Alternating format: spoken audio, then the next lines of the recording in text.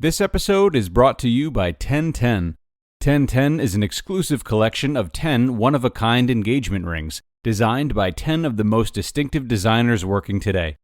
Using only diamonds responsibly and sustainably sourced from Botswana, 10 design masters have each produced a uniquely beautiful diamond ring, launching exclusively on January 18th at BlueNile.com. This exciting limited edition collection of diamond engagement rings launches on January 18th, and you can preview it exclusively at BlueNile.com. This is Optimal Relationships Daily, episode 871. Which do you prioritize, urgent or important? And what is self-control? Both by Kristine Klussman of KristineKlussman.com. Hello, everybody. Your host, Greg Audino here, welcoming you all to a new week of ORD and hoping no one out there has a case of the Mondays. But if so, no worries. As usual, we've got some uplifting content for you, and today's specifically serves as a welcome reminder for how we can bring more joy and connectedness to our lives. We've got 2 posts on hand from Kristine Klussman, PhD, how are you? And I say we hop right into them and start optimizing your life. Which do you prioritize, urgent or important? By Kristine Klussman of KristineKlussman.com. If you're like most people, you probably spend most of your time handling the urgent demands of life, and the rest of your time doing things that don't really matter. Trolling Facebook, Candy Crush, and bad TV come to mind. We hardly ever make the time for the kinds of activities that have the biggest impact on life satisfaction, the ones that are truly important. But what are these? Screen-free time alone to think and reflect? Connecting with loved ones you don't see every day? Playing the guitar, painting, or creating something that serves no immediate purpose other than satisfaction in the creating? Regular exercise and good eating habits? Because these are not urgently needed, there are no immediate consequences if we don't do them. We tend to push them to the back burner, where they often stay for weeks, months, or years. Yet, ignoring these important activities to address only urgent matters is a recipe for an unsatisfying existence. When daily activities are dictated primarily by external demands, we live in a constant state of reaction, disconnected from a sense of personal purpose or significance. Our lives feel empty and hectic at the same time. Stephen Covey broke down this urgent/important distinction in his well-known book, The 7 Habits of Highly Effective People. He broke life activities in 4 quadrants. Quadrant 1 is for urgent and important deadlines, the things we must do now or terrible things will happen right away. Quadrant 2 is for non-urgent but important longer-term projects. Quadrant 3 is for urgent tasks that aren't important but still need to get done ASAP. Lots of things we consider urgent actually fall into this category. And Quadrant 4 is for non-urgent, non-important activities, the things we most often find ourselves doing during breaks from urgent and more important obligations. Social media, television, puttering. Sadly, most of us spend our lives in Quadrant 1 and 3 dealing with the urgent stuff and waste the rest of our time in Quadrant 4. Yet Quadrant 2, the non-urgent, important activities, is where the magic happens.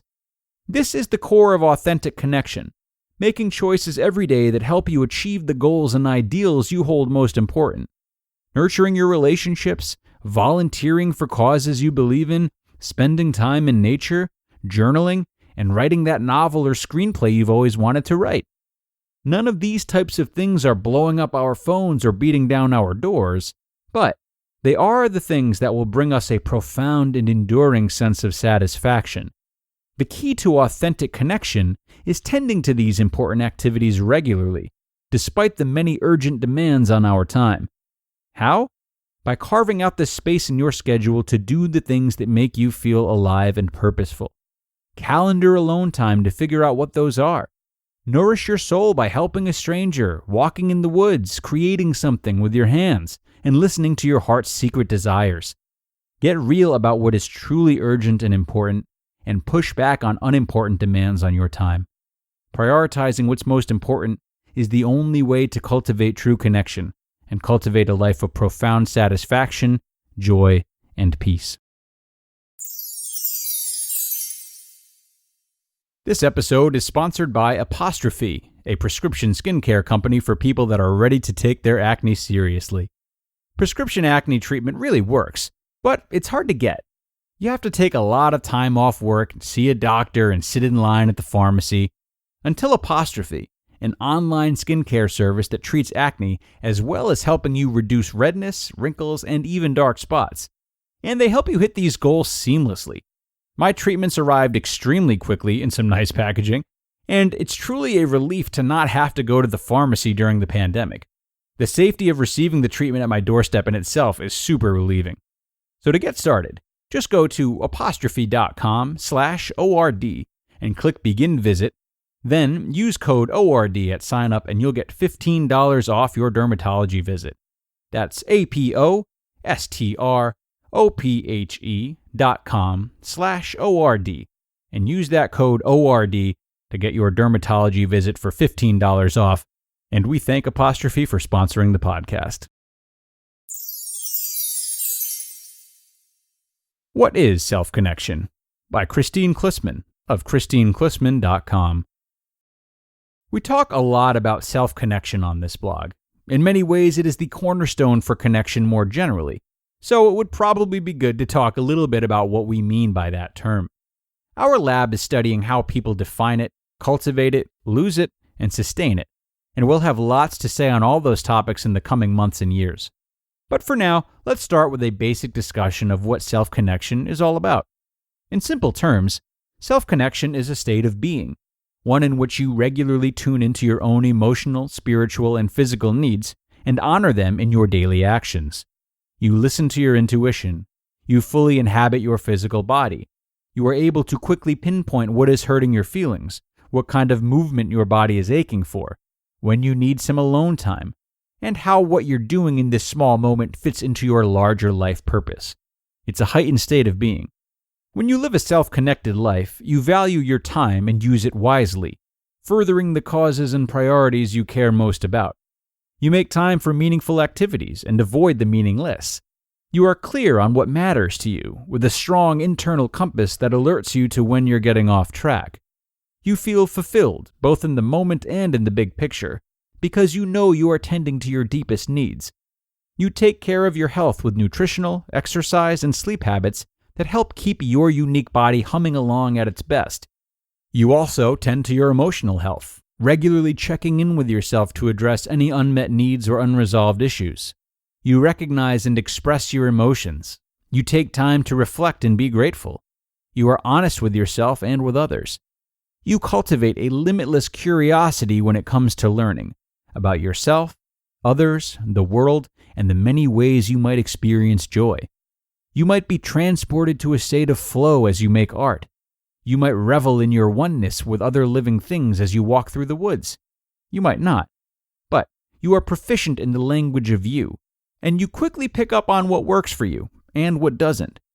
Self-connection impacts every area of life, from our mental and physical health to the satisfaction we derive from social connections, work, and hobbies. This is why connection theory interventions all begin by learning to improve self-connection. Let's be clear, though. No one lives in perfect self-connection, in all areas of life 100% of the time. We are, after all, only human. The best we can do is to develop habits that ensure we regularly check in with ourselves, honor our priorities, and help us restore connection when it is inevitably lost or muffled in the clamor of modern life. Across all contexts, the payoff of self-connection is the sense of feeling truly and exquisitely alive, fully engaged with the life you lead and welcoming every moment. Your body sings, your mind soars, and you inhabit a world of the most profound and lasting satisfaction. You just listened to the posts titled, "Which do you prioritize, urgent or important?" and "What is self-connection?" both by Kristine Klussman of KristineKlussman.com. A pair of dandies from Kristine today, and needless to say, they are directly in line with one another. I think our second reading really illustrated all of the benefits there are to be had when we spend time in that second quadrant that she alluded to in the first post.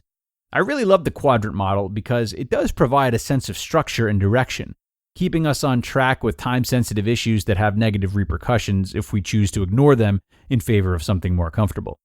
Though most of us don't have a problem answering the bell to these things, that's because in addition to their consequences being obvious, they're easily measurable, in terms of time, benefits, and more.